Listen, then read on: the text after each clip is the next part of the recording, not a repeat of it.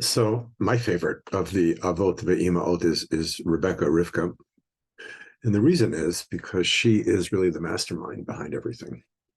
Um, it says when she is unable to have a child, she goes up to Lidrosh Hashem, which is a strange combination of words, to seek after God.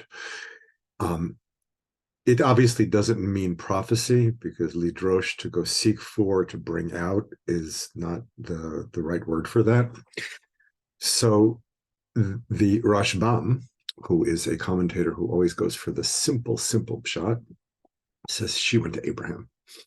Now Rashi, who we know is the person who's the Pashtan, but very often gives the simple meaning, but very often will not, brings the Midrash, and he says, no, she went to the yeshiva of Shem Ba'aver. You ever hear of the yeshiva of Shem Ba'aver? Some of you may have not have. So Chazal say, the sages say, that Shem Va'aver, Shem and Aver, the children of Noah, they had their own yeshiva. And the Midrash actually very often brings Shem and Avraham as pairs. That they're both tzaddikim, they're both righteous people in very different ways. So it's interesting just to think in terms of just limud, in terms of just learning, like what is pushing Rashi, who is also a Pashtan, who also wants the simple meaning of the text, what pushes him to say that it's Shem, the yeshiva of Shem Ba'aver? What work is that doing for him?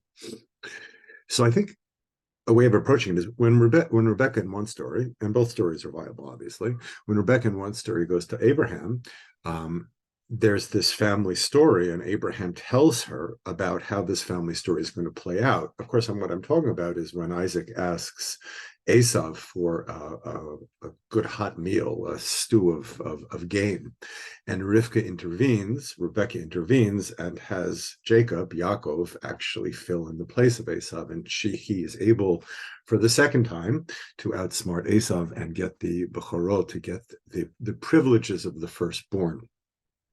And that's necessary, of course, for the people of Israel to continue. So Rebecca is the mastermind, and Jacob actually says, I'm not really comfortable doing this. That's basically what he says. And she says, listen, if any curse comes out of this, it's on me. It's on me. So she takes full responsibility for it. And the Medrash especially always registers Jacob's discomfort with this whole thing. So it's a family story, and Abraham comes in and just gives advice, the elder to give advice about how to go forward with this family story. With Shem, it's a little bit different. The way Rashi learns, it's not only a family story, it's a universal story. This is a story of all mankind, right? Remember that Abraham is the first, as it were, Jew, right? He rediscovers the one God. Shem is more associated with Noah. And we know there are 7 mitzvot b'nei Noah. There are 7 special mitzvot that devolve upon non-Jews, the simple stuff, the justice system, not killing people, not eating live animals. These days, who knows? And really, who knows? But in this story, Rebecca goes back to Shem. She goes back to the first humans. This is more of, not only this is how Rashi's learning, this is not only a family story, this is a universal story. So what's happening now to the people of Israel is not just a family story, people. That's how Rashi learns. It's not just a family story. It is a story of all mankind. People don't talk like that anymore. I'm just reading Thomas Mann's Magic Mountain, when the protagonist hears a humanist in the story mention the word virtue. He said, I've never heard that word virtue before. Like, we're embarrassed to say things like that.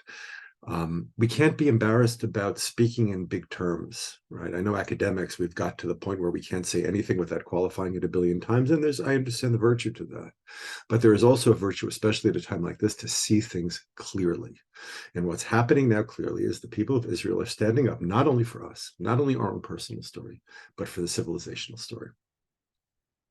So that is the machloket, that is the dispute between Rashi and his grandson, the Rashbam.